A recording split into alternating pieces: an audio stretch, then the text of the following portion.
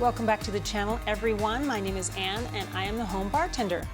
Let's talk about daiquiris today. I don't want to go into the history of the daiquiri, although that's super interesting. You really should look that up. You can find it in Beach Bum Berry's books or anywhere online. But I want to talk about daiquiris today because they have had such an evolution. Going from the original 1898 daiquiri to the blended 1980s and 90s versions. When you think of a daiquiri, what comes to your mind? Most people think of a blended drink with rum, right? I admit that when I'm at a resort and I'm having a pool drink, or if I'm like on a cruise or something like that, I most likely would enjoy a blended daiquiri. But when I'm at home, that's most definitely not the kind of daiquiri that I'm gonna make. I have 3 daiquiris in front of me, made with 3 different syrups, and each made with a different rum. These 3 daiquiris are made with vanilla syrup, this is Flor de Caña rum, Demerara syrup, this is Diplomatico rum, and Appleton 12-year rum with a simple syrup. The daiquiri is quite complex, even though it only has 3 ingredients in it, and I will go over those later, but when you only have 3 ingredients, they have to be really good ones, in my opinion. The lime cannot be too tart. You'll need to adjust your specs if it is. You add too much sugar, and it's gonna be just far too sweet. This can also change how much rum that you need to add as well. You might have to bump up your rum ratio if you've added too much tart lime or too much very sweet syrup. Or if you just like the rum to shine through a lot more, you can bump that up by 1/2 ounce and it changes the cocktail. I prefer mine with Demerara simple syrup, but it also depends on the rum you're using.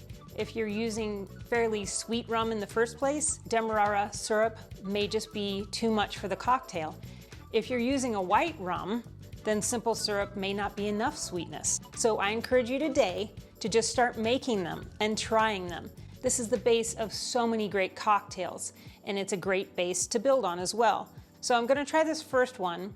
It is made with Flor de Caña 4-year. It's a white rum, so it looks most like the traditional daiquiri that you would get at a bar.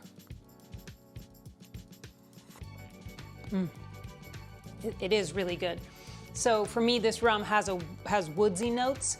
It's got a little vanilla. It's almost herbal. It's got a dry finish, and it does not have a funky, sweet profile. Therefore, I used a little bit of vanilla syrup in this one to balance out the rum and sweeten up the cocktail a little bit. It's really a perfect cocktail. It's sweet, and it doesn't have an overpowering booze flavor. It's very refreshing, and the vanilla is just really lovely in this one. I saw an article on liquor.com, which you should check out, and they talked about the best rum for a daiquiri, and Flor de Caña was on the top.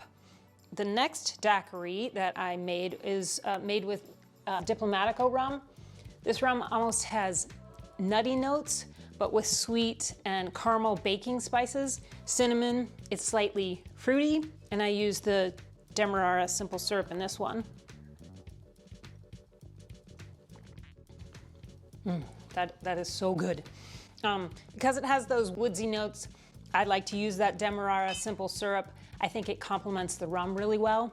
The last daiquiri I'm using here, an Appleton 12-year. It's a rich rum.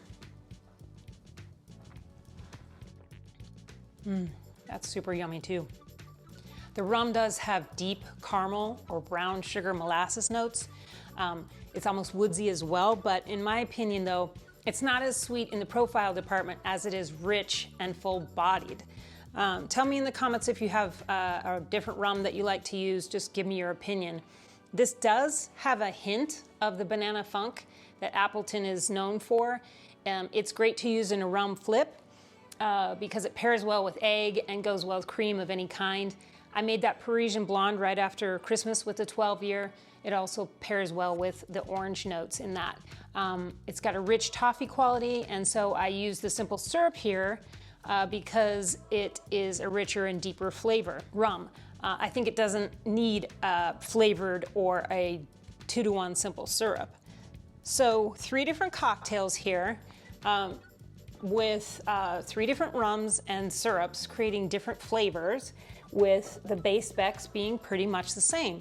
So next I'm gonna go over the ingredients for the Flor de Caña.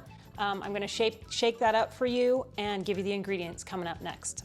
I won't be shaking each one of these cocktails today. I just wanted to show you the recipe for a daiquiri. You can decide what to sub in and out there. So I'll tell you that we do start with a ½ ounce of vanilla syrup for this daiquiri, a ½ ounce of lime juice, Flor de Caña rum, 2 ounces. I'm not making a blended pool drink today. We're shaking a really great cocktail, so I'm gonna get plenty of ice in there and make it very cold.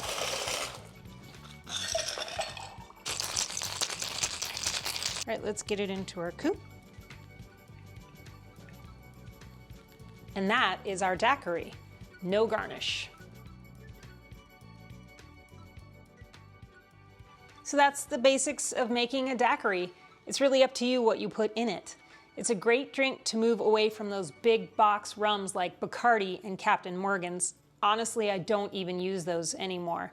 Try using a different rum or a better quality of rum and use quality ingredients.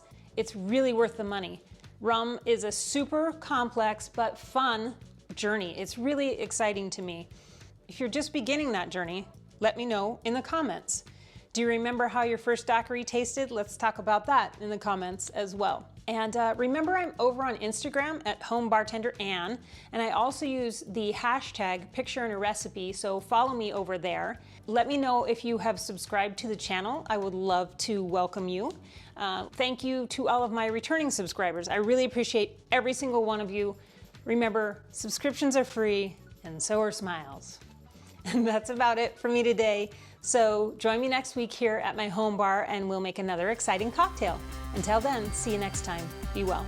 Daiquiris are great. Daiquiris are great. I have 3 right here.